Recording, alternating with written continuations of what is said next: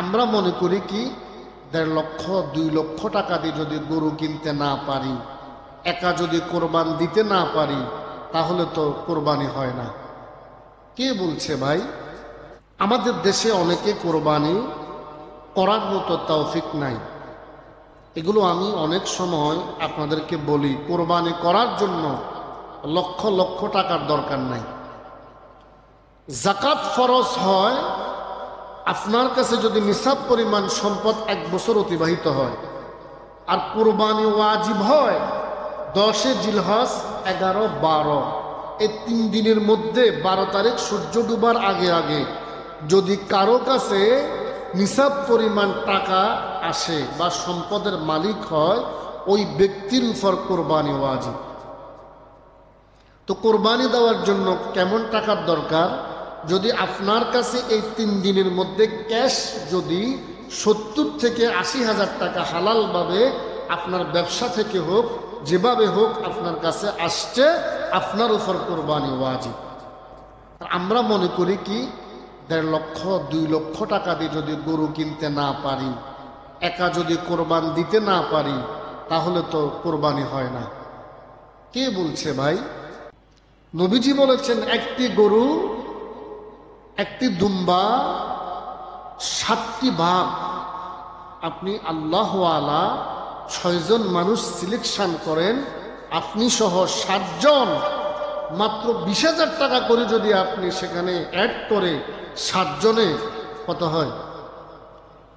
1,40,000 টাকা সুন্দর একটা গরু পাবেন। আপনার উদ্দেশ্য তো গোস্ত খাওয়া না, আপনার উদ্দেশ্য হলো রেদার রাব্বি, আল্লাহকে খুশি করা। কথা বলেন ঠিক কিনা? তাহলে যাদের কাছে এই পরিমাণ টাকা আছে, আপনারা যদি কোরবানি না করেন, মুসিবতের ময়দানে আল্লাহর কাছে কঠিন জবাব দিতে হবে। আর নবীজি বলতেছেন তৌফিক থাকা সত্ত্বেও যে লোকটা কোরবানি করলো না, সেই যেন আমাদের ঈদগাহে না আসে। ইনশাআল্লাহ আগামী জুমাতে বিস্তারিত আলোচনা করব। আল্লাহ পাক তৌফিক দান করুক, আমিন। কিন্তু যারা কোরবানি করার মতো ওই পরিমাণ টাকাও নাই, এমন এমন পরিবার আছে দরে 2,000 টাকাও জমা নাই, এমন এমন পরিবার আছে 5,000 টাকাও ক্যাশ নাই, তো সে কেন কোরবানি করবে? কিন্তু এক সাহাবী বলতেছেন, হযরতে আব্দুল্লাহ ইবনে আমর ইবনে আস রাদিয়াল্লাহু তাআলা আনহু নবীজিকে প্রশ্ন করতেছেন, ইয়া রাসূলুল্লাহ, যাদের কোরবানি দেওয়ার মতো তৌফিক নাই, সামর্থ্য নাই, ইয়া রাসূলুল্লাহ, তাদের কি করণীয়? আল্লাহর হাবিব বলেন, ক্বালা লা ওয়ালাকিন তাখুযা মিন শা'রিকা ওয়া আযফারিকা ওয়া তাকাসসা শারবিকা ওয়া তাহাল্লাকা আনিতিকা ফাতালাক্কা তামামি আদহাইতুকা ইনদাল্লাহি আযজা ওয়া জাল্লা। জোরে জোরে পড়ুন না সুবহানাল্লাহ। আল্লাহর হাবিব বলেন, সাহাবীরা রে, যারা জিলহজ মুবারকে চাঁদ উদিত হওয়ার আগে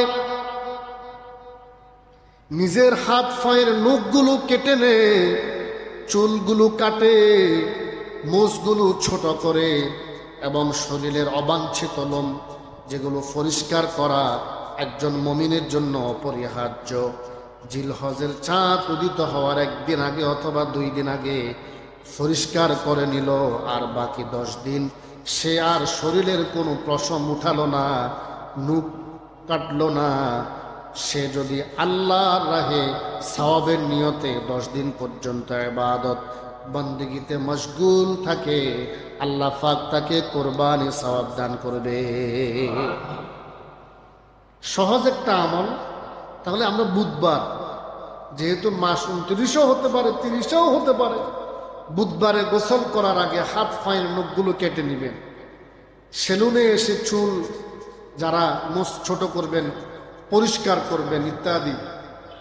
আর যদি এই জিলহজের চাঁদ উদিত হওয়ার পর থেকে কোরবানির দিন পর্যন্ত কোনো গুনাহের সাথে লিপ্ত না হন, ইবাদত বন্দেগী করেন, যদি আমলে যদি যুক্ত থাকেন, আপনি যদি কোরবান করতে নাও পারেন, নবীজি বলতেছেন হাদিসে পাকের মধ্যে, সুনানে আবি দাউদের হাদিস, আল্লাহর হাবিব বলতেছেন আল্লাহ পাক তাকে কোরবানি করার সমান সওয়াব দান করবে।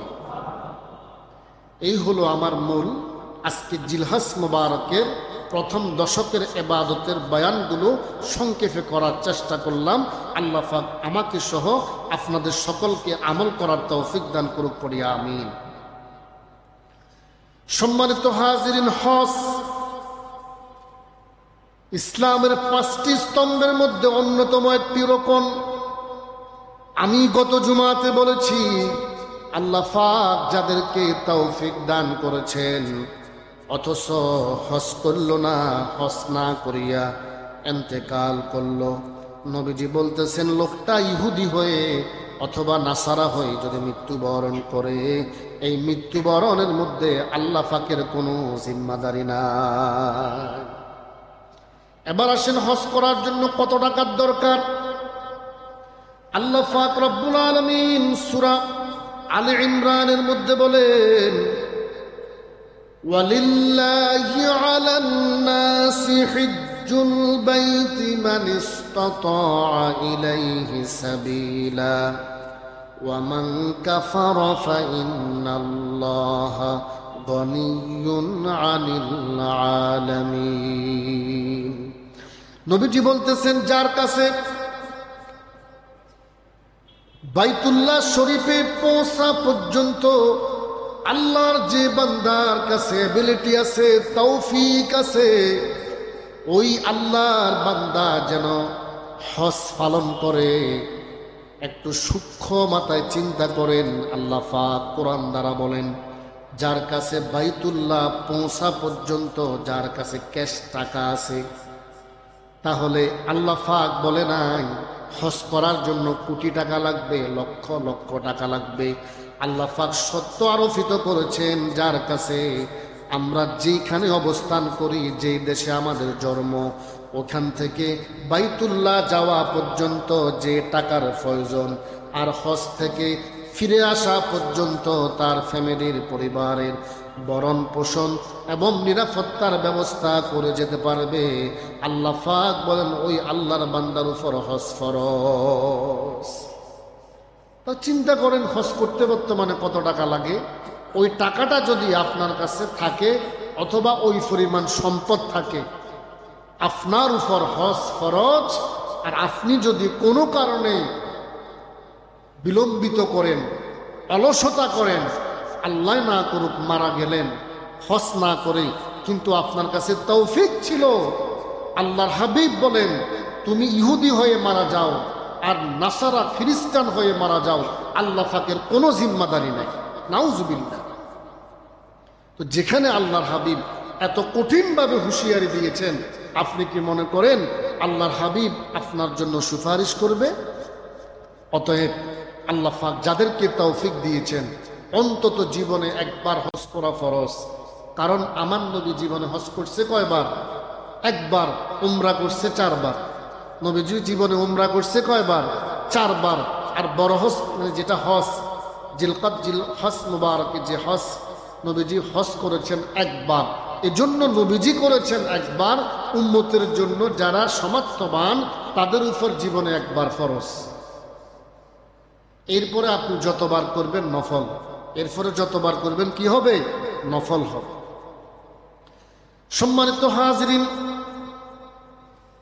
আপনি যদি আপনার হালাল ইনকাম দ্বারা হজ করার জন্য গেলেন, সেখানে গিয়ে কোনো গুনাহে লিপ্ত হলেন না, কারো সাথে ঝগড়া বিবাদ করলেন না। অনেক সময় দেখা যায় বাঙালির মাথা গরম, একটু বেশ কম হলেই সেখানেও মারামারি লেগে যায়। যেদিন হাজী সাহেবরা মিনায় যায়, বাস আসে, হাজী সাহেবরা কে কার আগে উঠবে ধাক্কা ধাক্কি করে। অনেক সময় এগুলো আমরা অনেক সময় পেপার পত্রিকা দেখি, মানুষের ফাইন নিচে পড়ে, ধাক্কা ধাক্কির মধ্যে অনেক মানুষ পদদলিত হয়, মারা যায়। না না, নবীজি বলতেছেন তুমি যখন ইহরামের কাপড়টা পরবা, এই সাদা কাপড়টা পরবা, একজন মানুষ মারা গেলে যেমনি ভাবে যেটা মন চায় সেটা করতে পারে না, মানুষ যেটা করায় সেটাই তাকে করতে হয়। একজন হাজী সাহেব যখন ইহরামের কাপড় গায়ে পরিধান করে, নবীজি বলেন তুমি মৃত মানুষের মতো হয়ে গেলা। যেটা সেটা তুমি করতে পারবা না। একটা মাছি মারতে পারবা না, একটা মশা মারতে পারবা না, মাথার মধ্যে তেল দিতে পারবা না, সুগন্ধি ব্যবহার করতে পারবা না, একটা চুল ছিটতে পারবা না, একটা নুক কাটতে পারবা না, যতক্ষণ না পর্যন্ত তোমার হজ কমপ্লিট না হয়। যদি করো দম দিতে হবে, দম মানে খাসি জবাই দিতে হবে। যদি না দাও তোমার হজ হবে না। এই জন্য নবীজি বলতেছেন, ওয়াকালা রাসূলুল্লাহি সাল্লাল্লাহু আলাইহি ওয়াসাল্লাম, মান হাজ্জা লিল্লাহি ফালাম ইয়ারফুস ওয়ালাম ইয়াফসুক রাজাআ কায়াউমি ওয়ালাদতুহু ওয়া উম্মুহু। সহিহ বুখারীর বর্ণনা। আল্লাহর হাবিব বলেন, আল্লাহর যে বান্দা আল্লাহর সন্তুষ্টির জন্য হজ আদায় করলো এবং সমস্ত গুনাহ থেকে নিজেকে মুক্ত রাখলো, নবীজি বলতেছেন সে যখন হজটা কমপ্লিট করবে, শেষ করবে, আল্লাহর নবী বলেন একজন শিশু যখন মায়ের গর্ভ থেকে দুনিয়াতে ভূমিষ্ঠ হয়, ওই শিশুটার যেমনভাবে কোনো গুনাহ থাকে না, একজন হাজী সাহেব হজটা সম্পন্ন করার পরে একটা নবজাতক বাচ্চার মতো নিষ্পাপ হয়ে যায়। সুবহানাল্লাহ। তাহলে সত্য কি? কোনো গুনাহ করা যাবে না, কোনো অন্যায় করা যাবে না, কোনো অপরাধ করা যাবে না, মৃত ব্যক্তির মতো থাকতে হবে এবং হজের টাকাগুলো হালাল হতে হবে। হজ থেকে আসার পরে অনেকে বলে 40 দিন ঘর থেকে বের হওয়া যায় না। তো 40 দিন অনেক মানুষ, আওয়াম মানুষ বুঝে না, 40 দিন মসজিদেও আসে না। গ্রাম অঞ্চলে অনেকে মনে করে 40 দিন পরে যা করে আর কোনো সমস্যা না। এটা কি এমন? না।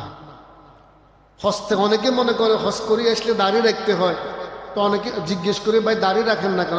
বলে হুজুর এখনো হজ করি নাই। দেখছেন অবস্থা? তো এখনো হজ করি নাই, তো হজ না করলে দাঁড়িয়ে রাখা যায় না। অথচ যেদিন থেকে দাঁড়িয়ে উঠবে মৃত্যুর আগ পর্যন্ত এক মুষ্টি হওয়ার আগে যদি ফুল লাগান, নবীজি বলতেছেন তুমি আমার কলিজার মধ্যে ফুল লাগাই না। এক মুষ্টি হওয়ার আগে যে ব্যক্তি দাড়ির মধ্যে ফুল লাগায়, দাড়ি কাটে বা ছাটে, নবীজি বলতেছেন সে যেন আমার কলিজার মধ্যে ফোঁস দিল। তা আপনি নবীজির কলিজায় ফোঁস দিয়া আপনি জান্নাতে যাইবেন এত সহজ? আল্লাহর ওয়াস্তে যারা দাড়ি রাখছেন আমি অনুরোধ করব এক মুষ্টি পরিমাণ রাখবেন, আর যারা রাখেন নাই অন্তত এখন থেকে নিয়ত করেন হুজুর আর দাড়ি কাটবো না। অনেক যুবক মনে করে দাড়ি রাখলে আমি বিবাহ করতে পারবো না। খোদা কি কসম, তোমার ভাগ্যে যেটা আছে সেটাই আসবে। আর দাড়ি দেখি তোমাকে যেই অ্যাভয়েড করবে, তুমি একটা বেঈমান, একটা বেনামাজি, একটা কি বলবো, একটা দায়ুস থেকে তুমি বাঁচলা। ও যুবক, এখনো সময় আছে, নবীজিকে আর কান্দাইও না, দাড়ির মধ্যে আর ফুল লাগাইও না। আল্লাহ পাক আমাদের সকলকে আমল করার তৌফিক দান করুক। আল্লাহ।